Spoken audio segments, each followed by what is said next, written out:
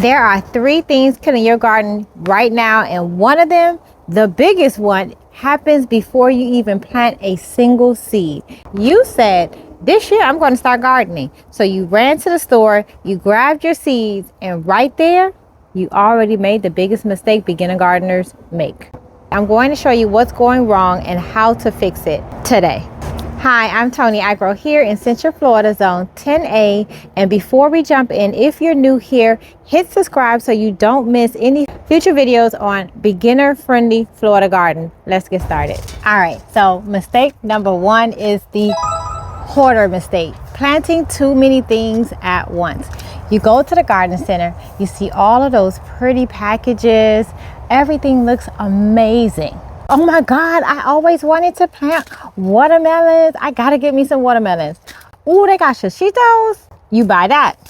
I didn't know they had purple cabbages. And guess what you do? You put that in your cart. So what do? You buy 50 seed packages. You come home, feel like you're about to have the garden of your dreams. You plant 20 things. How do I know? Let me show you. These are all of my must have. I have to get these seeds. I didn't know they had those seeds.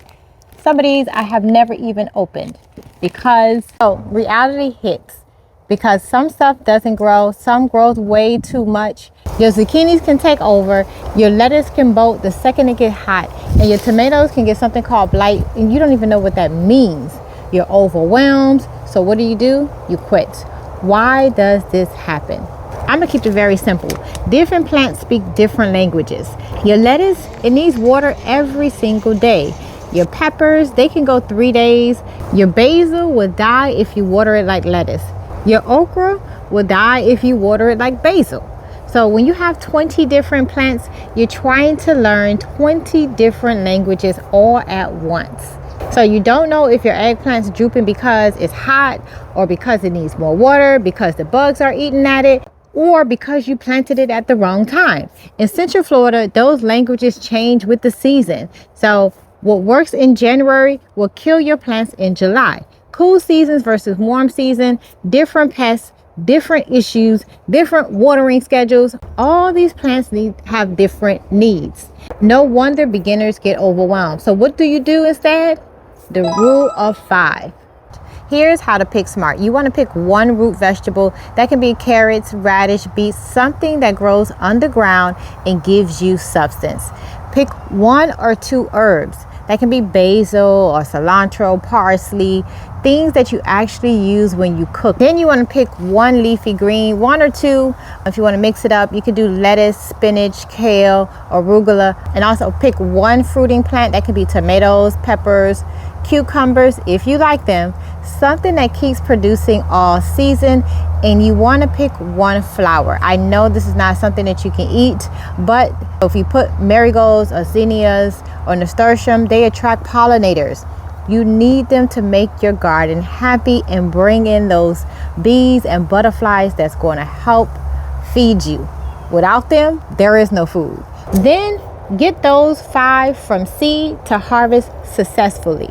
And only then you can add more next season.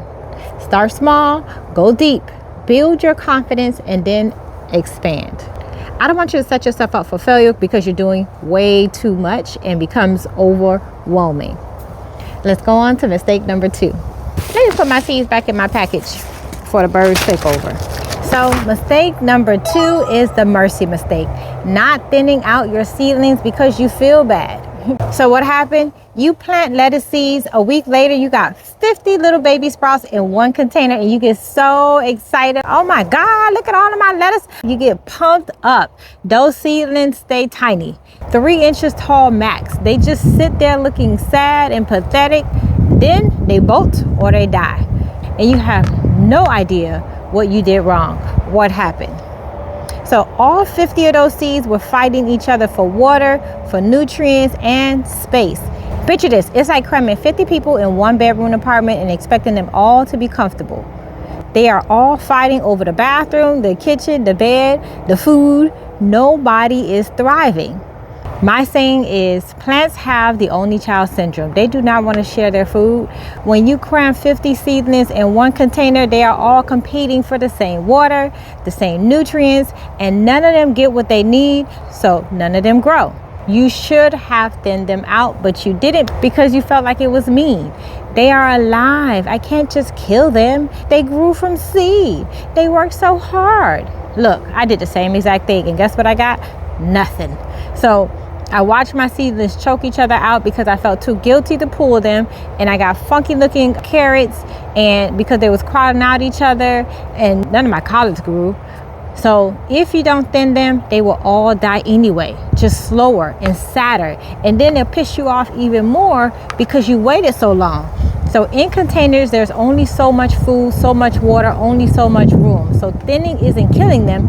Thinning is choosing. You're choosing to let the stronger ones actually thrive instead of watching them all slowly suffocate.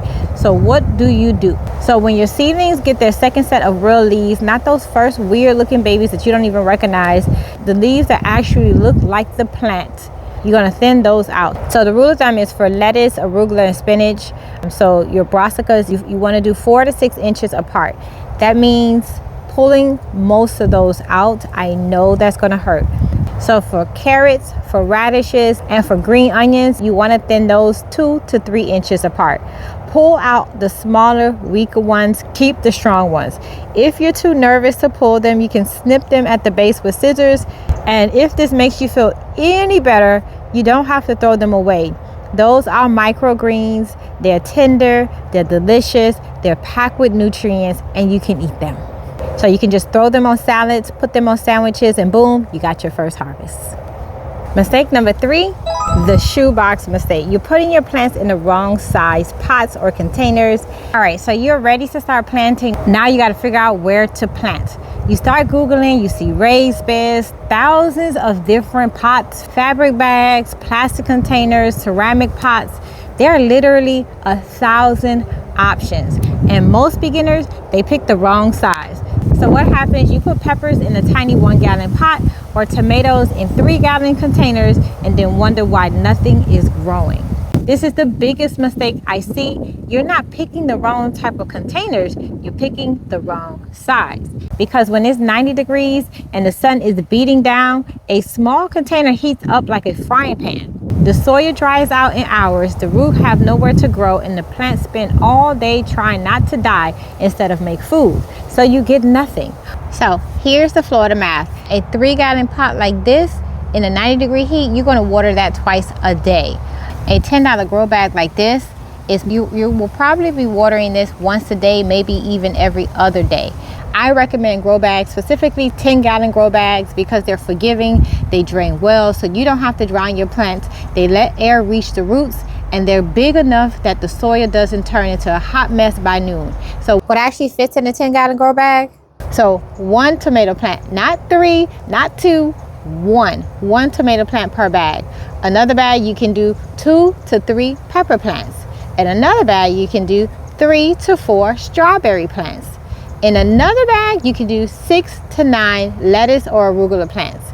Or you can have a whole bag of just green onions where you can put 10 to 15 green onions. Please spend the extra $5 and get the right size. Your plants will actually produce food instead of just looking sad or producing 1 to 2 peppers per season.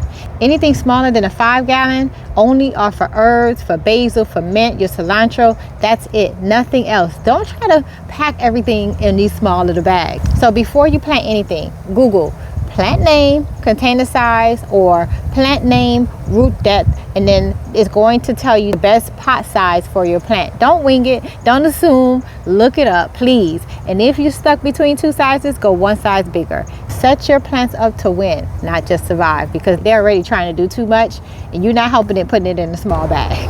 All right, now you have 3 mistakes that kill beginner gardens. And if you want even more help, I wrote a book on Florida gardening, and it's called 30 plus plants that don't let you down. The link is in the description below. Don't forget to grab your copy. So let me know in the comments, what was your biggest disaster or biggest learned lesson when you first started gardening? Mine, I grew 3 different watermelon varieties in a small space because I got so excited. I love watermelons and just knew I needed all of them. And what happened? I had 30 different watermelons all pop up at the same time, and I didn't know what to do with all that watermelons. Did I give it out? Yeah. But would I do it again? No. So let me know in the comments, what was your biggest learned lesson when you first started gardening? Until next time, thanks for watching. Bye.